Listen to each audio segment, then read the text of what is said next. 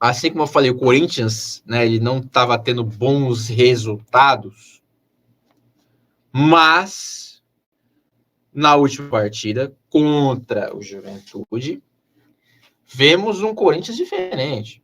Um Corinthians atuante, um Corinthians em cima, um Corinthians com vontade. E aí eu te pergunto, por que demorou tanto? Por que demorou tanto? O Corinthians demorou 11 rodadas para fazer uma partida digna de time que está à liderança. Na verdade, minto, demorou 9, porque as primeiras rodadas do Corinthians foram muito boas. Ganhou do Botafogo 3-1 e do Avaí 3-0. Foram 2 bons jogos do Corinthians, 2 boas atuações. E agora, 9 rodadas depois, ele consegue fazer outra atuação digna de um time que briga por liderança. E é uma maluquice isso, porque o Corinthians ficou 9 rodadas sem jogar bem. 9 rodadas sem jogar bem, nenhum jogo. E ainda assim ele perdeu só 2. Foi do Palmeiras 3-0 na terceira rodada, né? E do Cuiabá 1-0. Fora isso, ele ganhou a maioria dos jogos e empatou 3. Empatou 3 e ganhou 4, digamos assim. E ficou um mês invicto. Um mês e meio, praticamente, para perder do Cuiabá a sua invencibilidade. Né? Então é uma loucura isso. É uma loucura o que aconteceu com o Corinthians nesse meio tempo, porque era uma fase que, pelo desempenho, a gente poderia colocar o Corinthians, né, como já aquela oscilada, todo time oscila o Campeonato Brasileiro, isso acontece. O Palmeiras oscilou no começo, o Corinthians oscilou nesse meio tempo, só que o que aconteceu? Ele oscilou, mas ainda assim ele não perdeu. E foi perder para o Cuiabá na última rodada, e agora voltou a atuar bem, tá? Então, é interessante esse ponto, tá ligado? O Corinthians, ele oscilou, só que ainda assim ele perdeu um jogo só. Ele ficou um mês sem perder.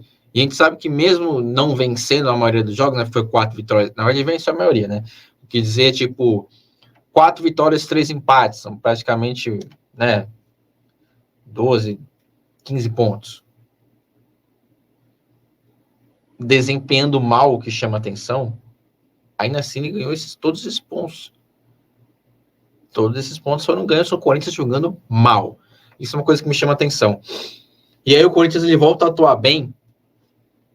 E eu vou falar para vocês, tá? Não quero ser o cara chato do rolê, mas o Corinthians jogou bem contra o Juventude, o que não é nada mais do que obrigação. Para mim, o Juventude é o pior time do campeonato. Tá? Para mim, ele é o pior time do campeonato. O Juventude tem 10 pontos, 10º colocado. Ele só tá na frente do Fortaleza, que, como eu falei e repito, é uma posição mentirosa do Fortaleza. Tá? Deixa eu falar do Fortaleza um pouco mais depois, também quero comentar um pouquinho do Fortaleza. Mas, ó, o Corinthians ele faz obrigação de casa, tá? Ele joga bem. Se jogasse mal, ia chamar atenção. Mais uma vez. Porque é o terceiro time seguido de zona de rebaixamento que o Corinthians se enfrenta. Jogou mal contra os outros 2.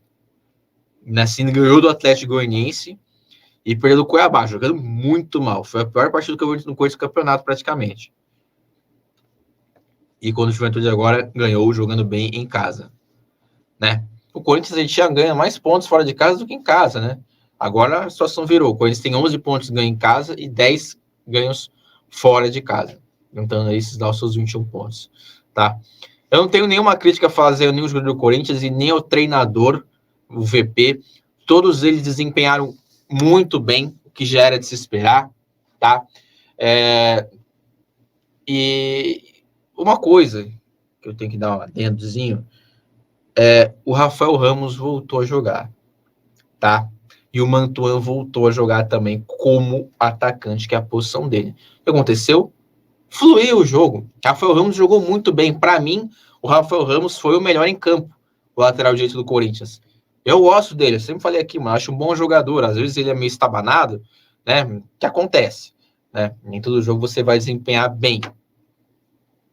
Mas ele fez uma grande partida, mano, e ele precisava, tá ligado? Depois de tudo isso acontecendo, né, com acusação de racismo e tudo mais, né, ele fez uma partida legal ali, tudo bem, contra a Juventude, mas Precisava, né? Precisava. E outra coisa que eu achei muito interessante foi o triângulo formado por ele, Juliano e Adson. A gente viu isso no primeiro gol. O Juliano, para mim, não pode ser reserva desse time. Tá? Ele não pode ser reserva. Beleza? Ele jogou mal contra o Atlético Goianiense.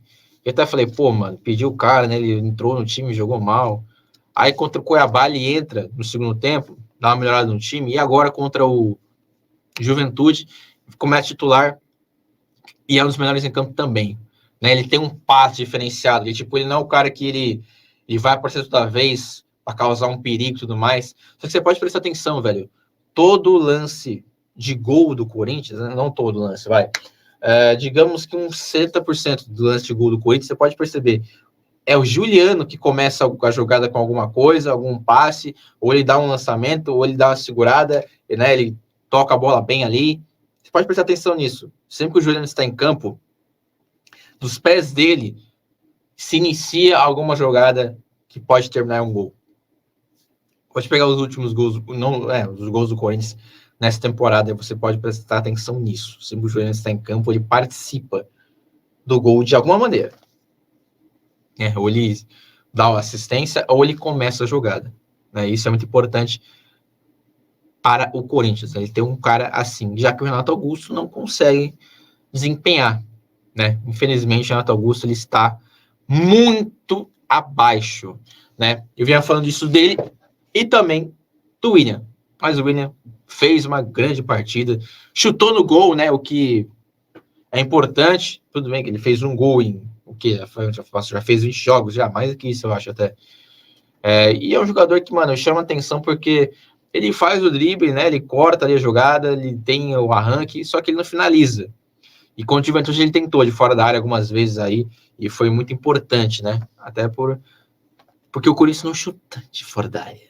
E com o Juventude, apareceu os caras que chutam, né? E isso, mano, mesmo que não se transforme em gol nem nada, faz o goleiro trabalhar, velho. Né? Faz os caras ficar mais ligeiro ali.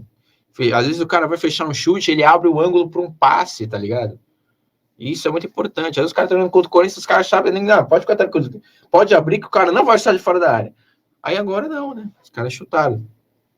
Beleza que não saiu nem gol de fora da área, mas é importante esse tipo de movimentação no jogo, tá?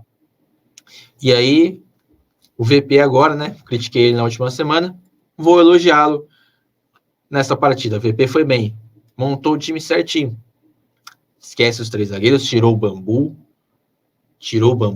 botou o Juliano e Renato Augusto, né, jogando junto, o que já aconteceu nisso, né, uma partida passada não deu muito certo, porque o Renato estava sendo muito bem marcado, mas dessa vez ele conseguiu dar o ritmo certo para o time teve, né, uma grande partida, e é isso aí, velho, é isso aí. Pode ser que esse seja o time que continue o campeonato do meio do ano para frente, até porque a gente não sabe o futuro do Maicon.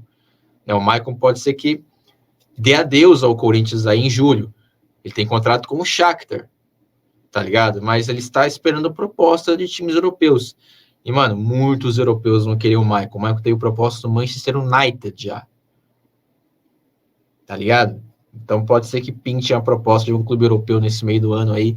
E o Shakhtar, como tá no meio dessa guerra da Ucrânia, ele vai querer fazer dinheiro com esses jogadores aí, que alguns ele até contratou e nem chegou a entrar em campo, né, os estrangeiros. Então ele vai ter que vender todo mundo, até porque os caras não podem ficar esperando essa situação, né? O campeonato ucraniano não pode acontecer por causa desta bendita guerra, né? Não tem como.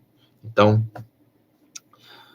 vai ser difícil pro Maicon continuar no Corinthians aí. Quem sabe esse meio campo do Queiroz, Juliano e Renato Augusto siga seu horizonte aí, o horizonte do Corinthians.